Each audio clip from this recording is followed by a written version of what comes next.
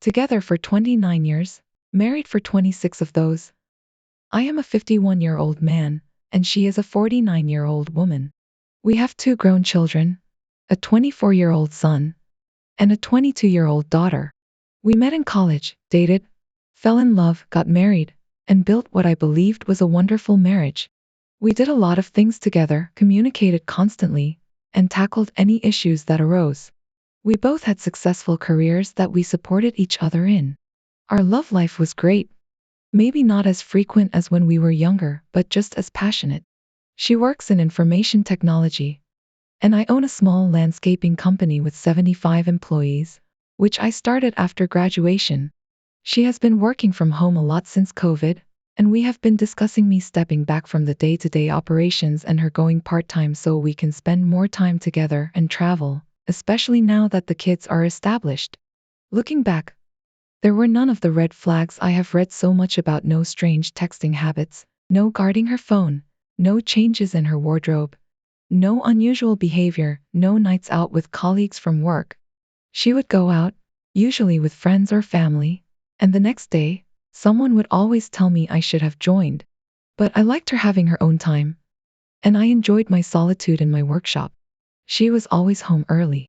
So to say I was caught off guard is putting it mildly. The previous week, I had planned a surprise weekend at a friend's romantic bed and breakfast for our anniversary. It was the winter festival weekend. I left work early to surprise her, telling her to pack for a trip. As I pulled into the driveway, I spotted an unknown car. Immediately, I had a gut feeling. I didn't know why, but I did. I sat there, hoping I was wrong, but my gut said otherwise. I sat there contemplating my next move. Should I leave and confront her later, pretend I didn't see anything? I was shaking so much I could barely see. When I face uncomfortable tasks at work, I tell myself to man up and get it over with. Suddenly, my shaking stopped, and I felt oddly calm. I had no idea how, because inside, I was a wreck. I quietly entered through the back door, and my black lab was lying there, looking sad, as if he knew something was off. Instead of his usual excited greeting, he stays put as I tiptoe up the stairs. As I reach the top, the sounds from our bedroom become clear. I approach the door, swing it open, and there he is, her boss, on top of my wife. I pause for a moment before shouting, "Surprise!"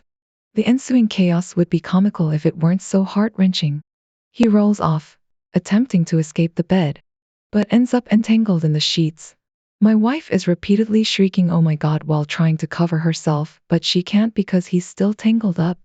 Eventually, he frees himself and starts searching for his clothes, which are on the other side of the bed. It strikes me that they are in the same spot where mine usually land. For some reason, I beat him to them and snatched them up. My wife is sobbing, repeating "I'm so sorry." I back up to the door and stand there while he's standing next to the bed naked. I grab the large armchair from the corner, drag it to the door, and sit down. He asks for his clothes, but I refuse and toss in my wife's robe hanging on the door. He starts to approach me. Now, even at 51, I'm in good shape at 6 feet 3 inches, 240 pounds. Years of gym workouts and landscaping work have kept me fit. I gaze at him and warn, "If you come any closer, it won't end well for either of us. You'll end up in the hospital, and I'll land in jail. So how about you just take a seat?" My wife is now weeping into the pillow, and he sits down. After an awkward silence, he asks, "What's next?" I respond, "I honestly don't know." My wife's crying has subsided a bit, and she sits up. Eventually, I pull out my phone and declare, "You're both going to spill everything while I record it." They exchange glances, and my wife queries, "What do you mean by everything?" I retort, "Exactly that. Everything. How it began, how long it's been going on, when, where, hotel stays, dinners, the works." My wife insists this was the only time, to which I shout, "Bullcrap. There's no way you'd be comfortable enough to bring him into our bed if this wasn't a long-standing affair.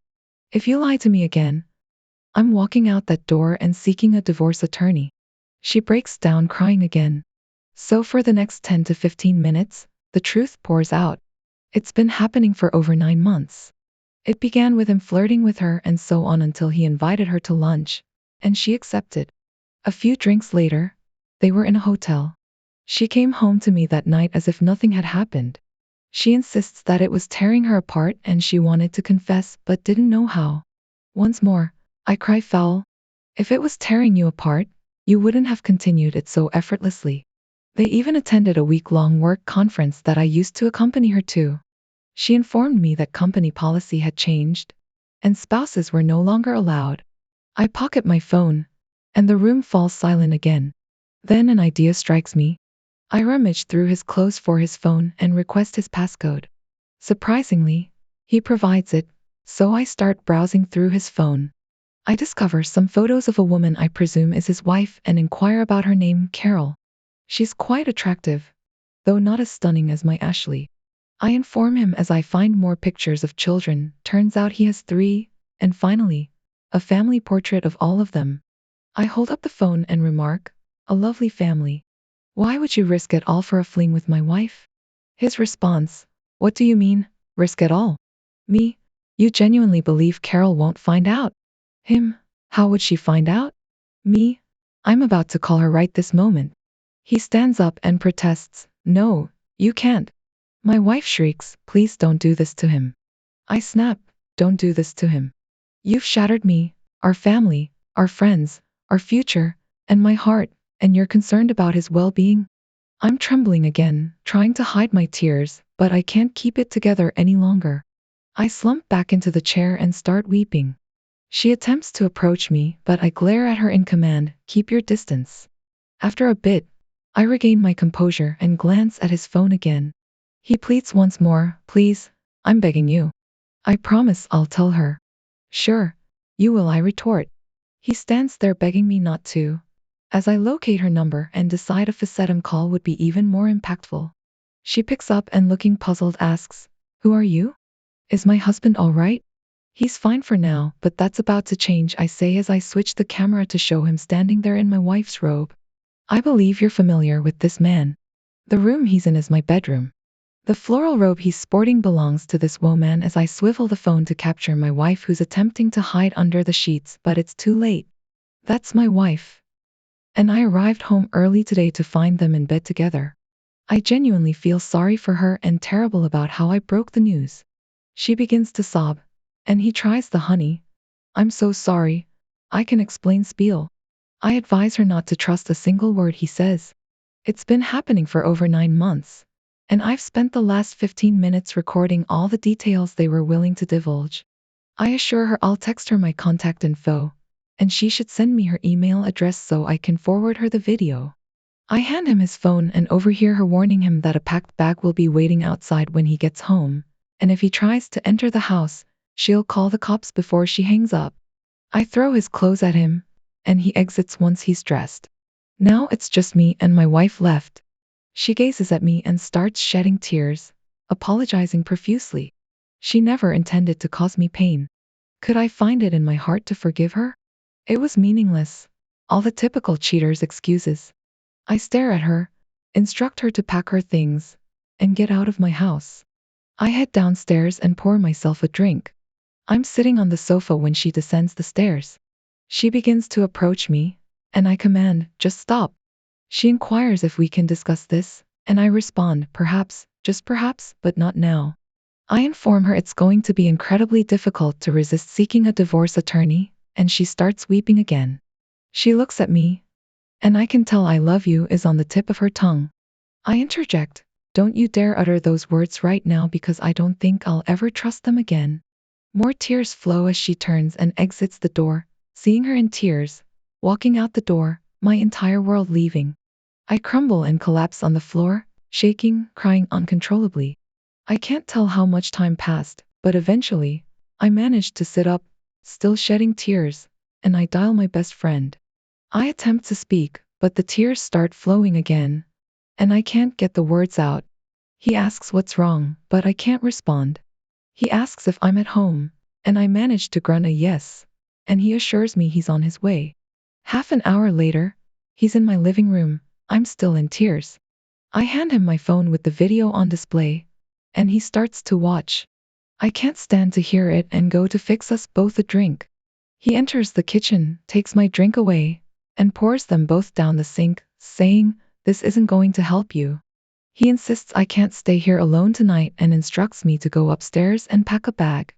I come back downstairs, and he has my lab on a leash, and we head to his place. For those of you who commented on how wonderful my friend is, his name is Dan, and I couldn't agree more.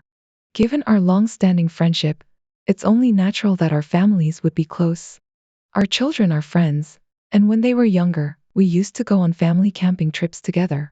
Over the years, his wife Terry and mine have become close friends, which is relevant to what happened next. As we were driving to his house, I was silent, and Dan was growing increasingly angry. When we arrived at his place, he walked in and asked Terry, "Did you know?" She responded with a confused, "No." What he raised his voice and asked again, "Did you know?" I intervened, telling him to calm down and reminding him that this wasn't her fault. He realized he was out of line and apologized to Terry with a hug. Now utterly bewildered, Terry was handed my phone by Dan, who said, "Show her." I took my dog outside, not wanting to hear it again. When it was over, Terry came outside in tears and gave me a long comforting hug. She took my hand, and we went back inside. The three of us spent the next hour or so talking and crying and talking. All the while, my phone was buzzing nonstop. As you might have guessed, it was my wife. I disregarded the calls and erased the texts without even glancing at them. Then, my son rang up. He's curious about what's happening.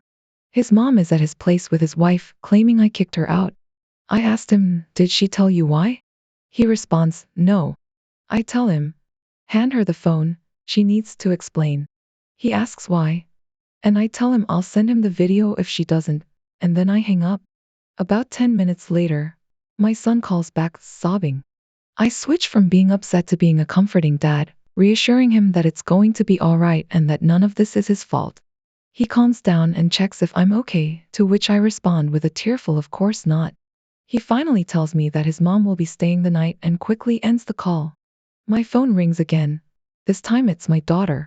I had forgotten that I asked her to look after the dog while we were supposed to be away for the weekend. She's wondering where Cooper, my lab, is. I tell her plans have changed and we're not going, but she can still stay at the house. Neither of us will be home tonight. She asks, "What do you mean, neither of you? Where are you?" I tell her, "I'm at Dan and Terry's, and your mom is at your brother's." She insists, "Dad, tell me what's going on." I respond, "I can't right now. I'll swing by the house tomorrow, and we can talk then." She keeps pushing, but I keep refusing. Eventually, she gives up and ends the call. I know exactly where the next call is going to be. Then I ping my son, giving him a heads up about an imminent call. Next, I dial my wife, asking her if she's ready to spill the beans to our daughter or if the task falls on me. Her response is nothing but a fresh wave of tears. I disconnect the call. After a half hour, there's a knock at the door. Dan lets my daughter in. Seeing me in tears, she rushes to me, and we both break down in a tight embrace. She's unaware of the reason behind our emotional outburst. When we manage to regain some composure, I call my wife again, letting her know that our daughter is with me, and once again I ask if she's ready to break the news or should I put her on speaker. My daughter chimes in, asking her mom to clarify what she's supposed to reveal, but all she hears is more crying. So, I decide to step up, ending the call without revealing any details. I then drop the bombshell. I found out today that her mother has been having an affair for the past 9 months. Just when I thought my pain couldn't intensify, the look of hurt on my little girl's face brings me to my knees. She's shaking, too shocked to even cry. I'm on the floor, a sobbing wreck, immobilized. I feel like I've let her down when she needed me the most. I couldn't even muster the strength to move. Terry, with tears in her eyes, rushes over to comfort her, promising her that things will eventually be okay. Dan is also shedding tears. Like I mentioned, our families are tight-knit. She finally releases this heart-wrenching cry that I know will haunt me forever, even if I live to be a century old. I finally gather myself and go to embrace them both. We all eventually find our way to the couch, lost for words. I ask my daughter if she's going to be all right. She looks at me and says, "Dad, don't fret about me. Are you going to pull through?" I manage to croak out, "Oh, I'll cope." She asks if she can take Cooper with her to the house and if her fiancé Tim can come stay there. Naturally, I agree. I'm relieved she won't be alone after she leaves. Terry is livid, saying, I can't believe she did this, and proceeds to call her every name under the sun. She calms down and grabs her phone, saying she's going to call her, looking at me expecting me to object. I tell her, go ahead, but put it on speaker. So, she calls, exchanging small talk and so on. Finally, she tells her that Mike called Dan in tears after she left the house, and now I'm staying there. She, Terry, knows everything. Again, more crying. Terry just lets loose, yelling at her, what were you thinking? How could you? Why didn't you come talk to me before you started down this path? If something was lacking, why didn't you talk to Mike? You know how understanding he is. Do you have any idea how many people you've hurt? Darlene, our daughter, just left here. I can't even begin to describe the look on her face when Mike told her, Dan and I will never be able to see you in the same light again. How could you be so damn self-centered? More sobbing on the other end, repeating how remorseful. Terry doesn't end the call, just listens to her weep. After a moment or so, I ask Terry to hand me the phone. No answer. I call her name again. She finally responds, yes, babe. I retort, you've lost the right to call me that. More sobbing from her end. I just want to know, what are you truly sorry for? If I hadn't come home early, would you have realized the gravity of your actions, or would you have slept with your boss once we returned from our trip? More crying. You're not really sorry for all the people you've hurt, including your boss's family. You're just sorry you got caught. I end the call. Dan, Terry, and I chat a bit more while my phone continues to buzz incessantly. I finally attempt to sleep, but to no avail. In the morning, I ask Dan to drive me home, give Terry a hug, and express how much they both mean to me. I tell Dan I plan to head to my cabin for some solitude. He agrees that it's a wise move. As we're driving, I notice amidst the flurry of notifications on my phone, there's one message from my wife's boss's wife expressing her gratitude for the revelation and providing her email address. I forward the video and offer her the chance to reach out if she needs to unload. It might be beneficial for both of us. I pack up quietly, careful not to disturb Darlene and Tim. As I'm loading up the truck, I pick up a couple of my .22 rifles. Dan questions my actions, and I explain, you know I usually do some target practice up there, not this time. He counters, confiscating them. Cooper hops in, and off we go. Upon arrival, about 2.5 hours later, I get the place opened up and start a fire in the fireplace. Cooper and I take a stroll in the woods. It's somewhat soothing but not entirely. My son rings to check up on me, and I inform him of my whereabouts. I tell him if his mother wants to stay at the house, that's fine, but she needs to clear out before I return. He agrees. After our walk, Cooper dozes off by the fireplace, and I head out to chop some firewood. It's a great workout and surprisingly therapeutic. With each axe swing, I alternate between envisioning my wife's face and her boss's. I stay put Saturday, Sunday, and Monday. On Monday, I start making calls. First to my office, letting them know I'll be out for a bit but can be contacted for emergencies. Next, I call my go-to attorney for any company-related legal issues, who recommends a divorce lawyer. Thursday, I've got a meeting with a lawyer I've contacted. Then, I'm on the phone with the bank, putting a hold on our shared accounts. Next up, credit cards, canceling them all and asking for new ones to be sent out. Being alone in the woods has given me some clarity about my next steps. I find myself trembling again, questioning whether I'm really going to go through with this or try to salvage our marriage after I get home. I find this subreddit and start reading other people's stories. It helps, but only a little. Midweek, I head into the office and chat with my human resources manager. We have a close professional relationship that's about to get more personal. I spill the beans and ask for advice on how to approach their company. She advises me to talk to my lawyer before I do anything. She asks if I'm going to get tested for sexually transmitted diseases. I make calls to both and set up appointments for Thursday. I meet with my now lawyer, show her the video. This time, I can actually listen. She starts shaking her head and says, why do people do such stupid things? Turns out, she has absolutely no tolerance for cheaters. Her husband cheated on her and dragged her through hell, so much so that she changed her practice and became a divorce attorney. She reassures me that everything will be okay, and I sign a contract with her. I ask about telling the wives and the boss's HR, and she says we should wait. In the meantime, I've had a meeting with my wife. She's taken refuge at our son's place. At least she's wise enough to understand that I need some space and wasn't at the house when I returned.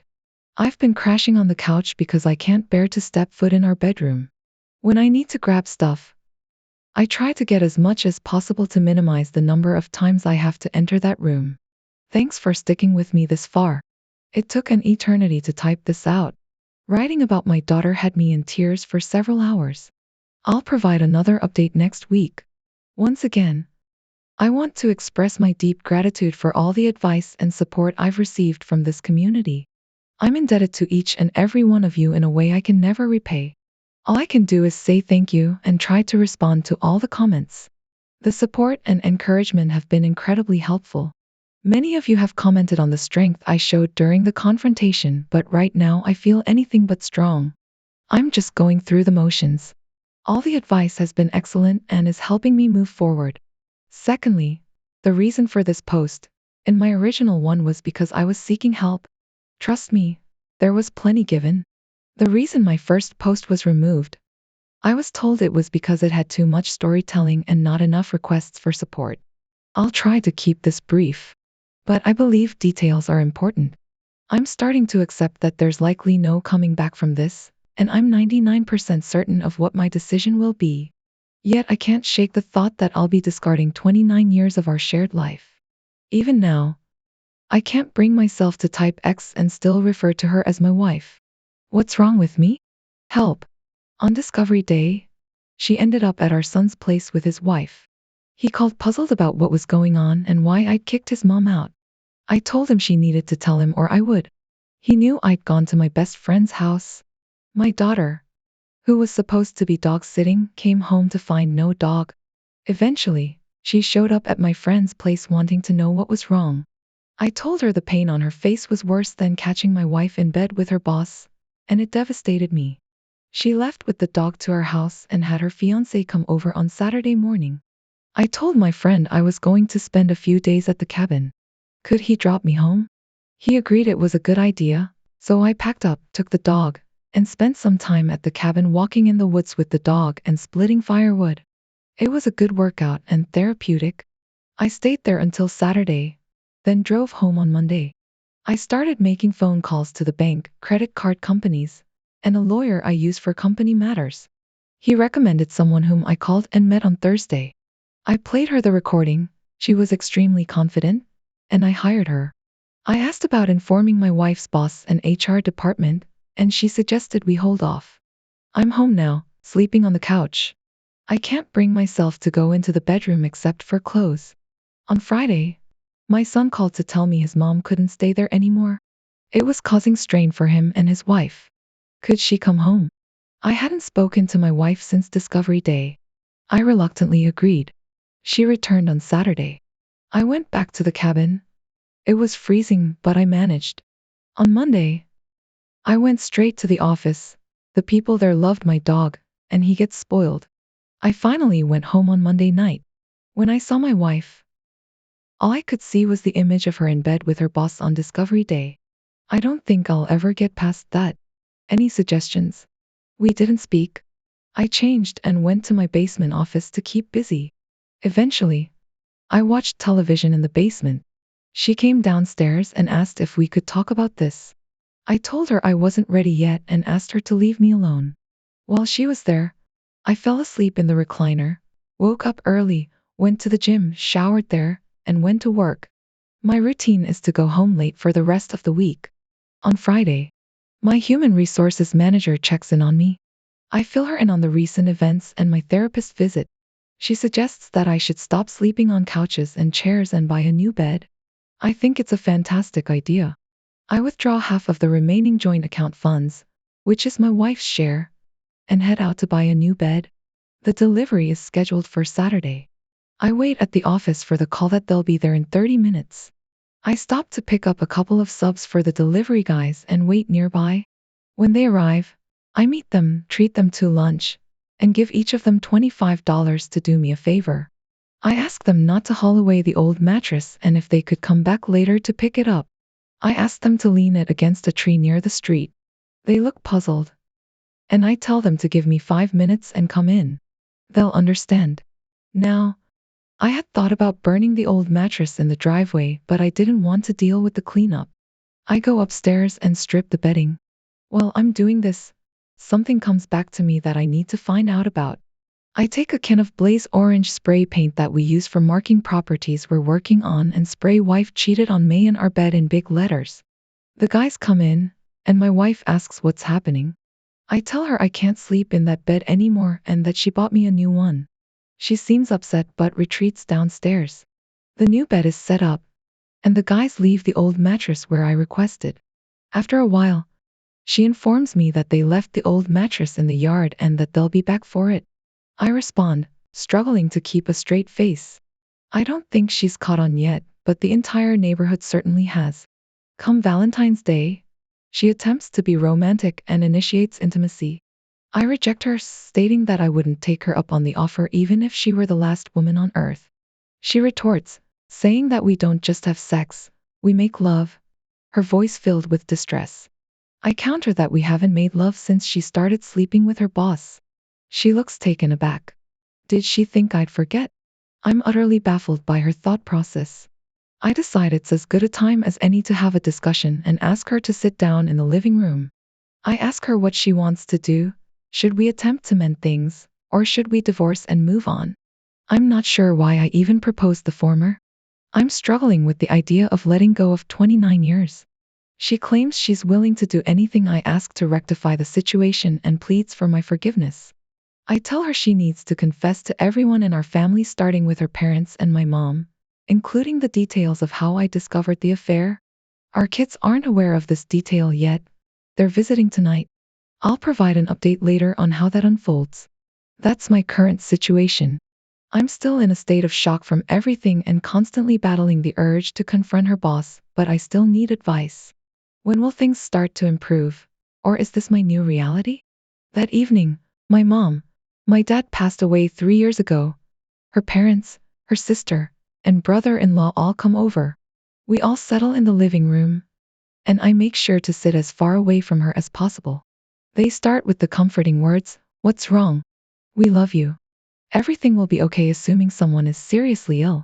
I glance at her and say, "This story isn't going to tell itself."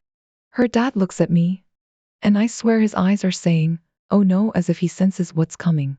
I have to give her credit. She tearfully confesses everything, including the part where I walked in on them in our bed. After a long, uncomfortable silence, she pleads, "Somebody say something."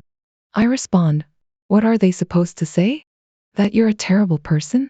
That you've hurt me more than you can imagine, ripped my heart out, thrown away 29 years, and ruined our family?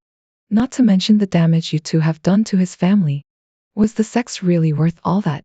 I just keep going. All the anger, hatred, and betrayal I've been bottling up comes pouring out. I didn't know I could be so harsh.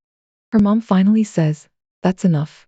She agrees that she deserves it all and runs upstairs crying. Her mom tries to follow her, but her dad says, "No, leave her alone. She needs to suffer for a while before this can get any better." We chat for a bit. They offer their support and tell me if I need anything, just ask. I tell them I've been seeing a counselor and I think I'll be okay, but I appreciate their offer. I tell them that despite everything, I still love her and that she's going to need them more than I do. I go to bed and sleep better than I have since Discovery Day. The next morning, before I leave, I go into the guest room and can tell she didn't sleep and has been crying all night.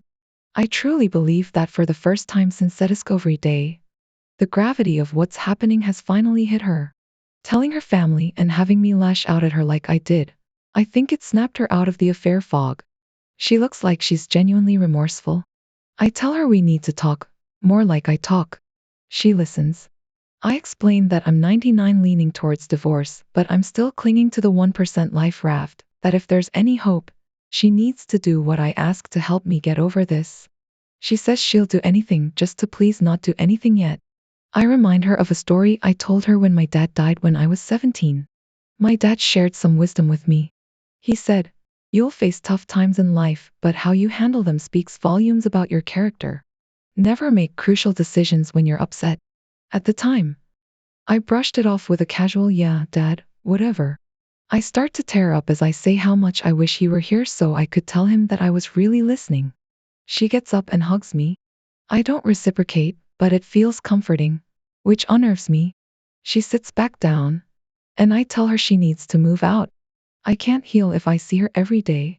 We need to go no contact. She agrees and asks what else she can do. I tell her I'm too emotional to think straight now, but I'll let her know on my way to work. I call my lawyer and arrange to meet her today. She's free, so we meet for coffee. I update her on everything, the 99.1% dilemma, etc.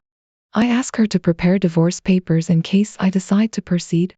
She suggests that if I can afford it, I should find an apartment for my wife and pay the first month's rent. This would demonstrate good faith if things go to court. I agree, and she says she'll have something for me to review by Monday. I call a real estate broker we've worked with over the years, explain the situation and what I need. He refers me to a rental agent.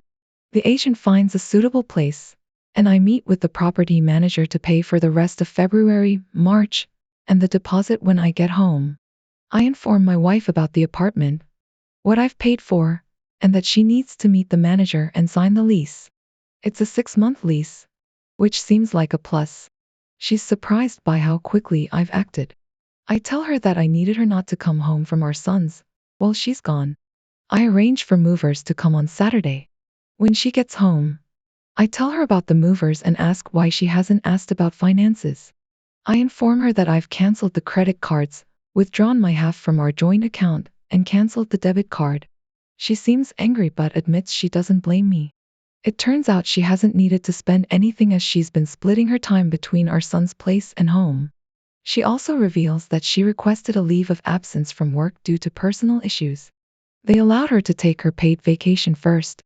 On Friday, I tell her she can take whatever she needs for the new place, just leave me some essentials and nothing from the basement or any family heirlooms, and my new bed. I also tell her that I'm open to marriage counseling. She should find 3 different counselors, and I'll choose the one I think is best. I leave early on Saturday morning and return to a half-empty house, including the television. That's okay. I wanted a bigger one anyway. My friend still has my liquor, so I stopped by to pick up my favorite bourbon and enjoy a glass while typing this. Sorry this was so long. Thanks for reading this far. Tomorrow, I'm hitting the gym, making my favorite chili, and buying a new television. I'm sure I'll have more to post in the future. Music, thank you.